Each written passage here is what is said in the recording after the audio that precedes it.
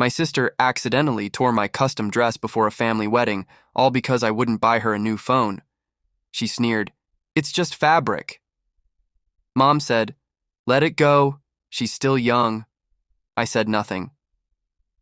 Next morning, her rent bounced, Wi-Fi went down, and she found the letter I'd left under her door. The shouting started before the coffee even cooled. "Don't pretend you didn't know, Kyle." Claire's voice sliced through the morning quiet. "You knew that transfer was for Dad's care." Mom slammed a spoon into her mug. "Stop raising your voice in this house." Dad didn't look up from his newspaper. He's always been dramatic.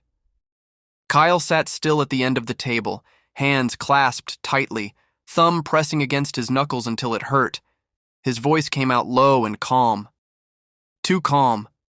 You used my savings." Claire rolled her eyes. "You make good money, Kyle. It's not like you're starving." Mom sighed, shaking her head like she'd rehearsed it. "Let it go, sweetheart. You'll just make things worse." Kyle's jaw tightened. "Worse than stealing from me?" Dad slammed his hand down. "Don't talk to your mother like that." The air went silent, thick with old habits. Kyle looked at the three faces he'd known all his life, the ones who smiled in family photos, who said we're all we've got, and felt the truth settle in. They'd never seen him as part of that He pushed his chair back. "You already ruined the night," he said, standing. Claire smirked. "You were never supposed to get that money anyway." For a moment, even the ticking clock stopped. Kyle froze, then turned.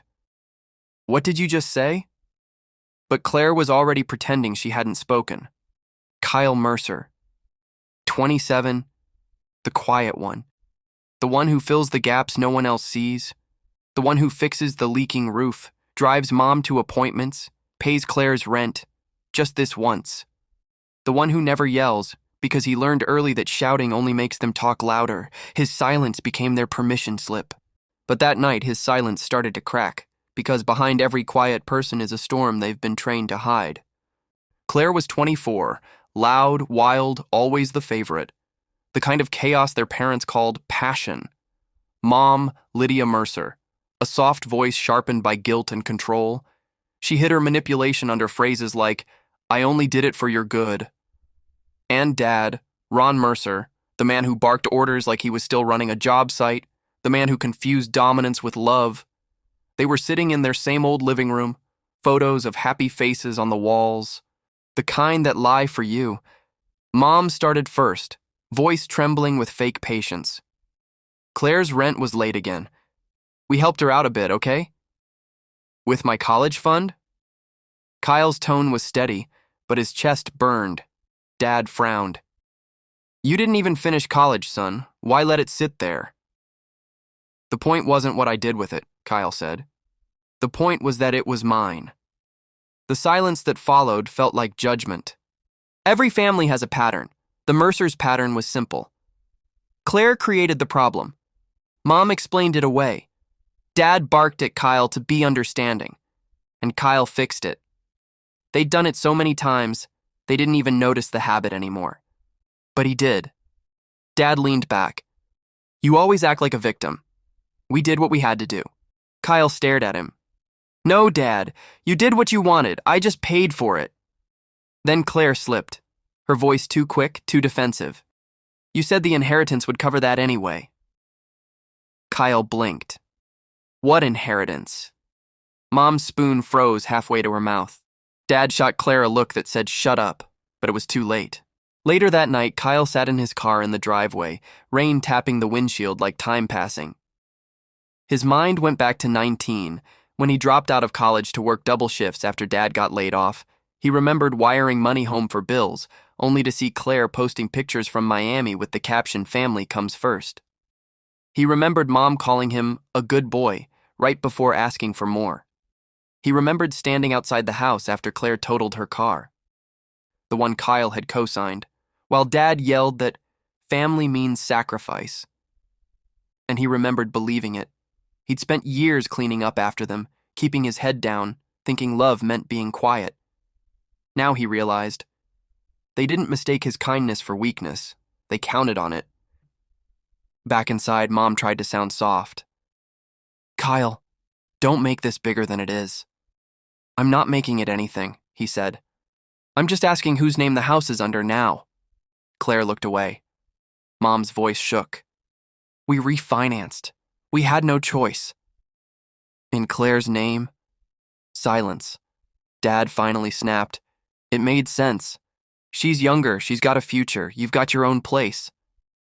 Kyle laughed quietly. A future you built with my money. Mom whispered, we were going to tell you eventually. When? After you spent the rest too? He looked at them, these people who had shaped his whole world, and felt something break, not with noise but with peace. He didn't need their permission to stop caring. He stood. I gave you all my silence, he said softly. Tonight, I'm done paying for it.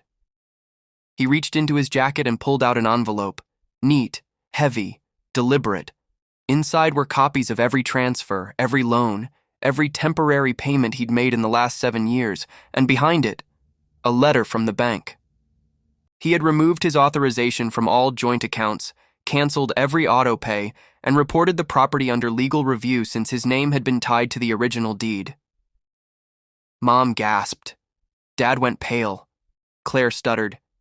You can't just... I didn't, Kyle interrupted. You did. I just stopped pretending not to see it. He walked out while they were still arguing, their voices bouncing off the walls that used to feel like home. Outside, the night air was cold, clean. His car smelled like cheap coffee and peace. He drove without looking back. His phone buzzed. Mom, come home. We can talk this out. He typed slowly. You already talked. I just finally listened. Then he muted the thread. For the first time in years, the silence didn't hurt. It healed. Weeks passed. Claire's calls came, then stopped. Dad's pride wouldn't let him text. Mom sent long messages filled with, we didn't mean to, and you'll understand one day. He didn't reply to any of them. He was done being the family's insurance policy. He rented a small apartment near the harbor, the kind of place where no one expected him to fix anything but his own life. He worked, cooked, slept. Sometimes he'd wake up missing the noise, the chaos, but mostly he felt something new, freedom. Months later, a letter came, from Mom, handwritten. The house isn't the same without you. Claire moved back in. Dad barely talks. We didn't realize what we were doing until it was too late. You deserved better, Kyle. I'm sorry. He read it 3 times, then he folded it, placed it on the shelf beside a photo of him as a kid, smiling between the same people who taught him that love was something to be earned. He whispered to the picture, you can stop trying now. And for the first time, he believed it. He sat by the window, watching the city lights blink like quiet apologies. He didn't forgive them, not yet, but he no longer hated them either. He just let go. For the first time, he thought, I don't carry their weight anymore. The rain outside softened into a hush. Peace wasn't loud. It was just his. Emotional outro, YouTube closing voiceover. If you were in Kyle's place, would you forgive them or walk away forever? Tell me in the comments, because silence. Sometimes it's not weakness. Sometimes it's the only thing left that still belongs to you. Subscribe if you've ever been the one who gave too much, like if you felt Kyle's pain and his quiet strength. Share this if you believe walking away isn't giving up. It's finally beginning.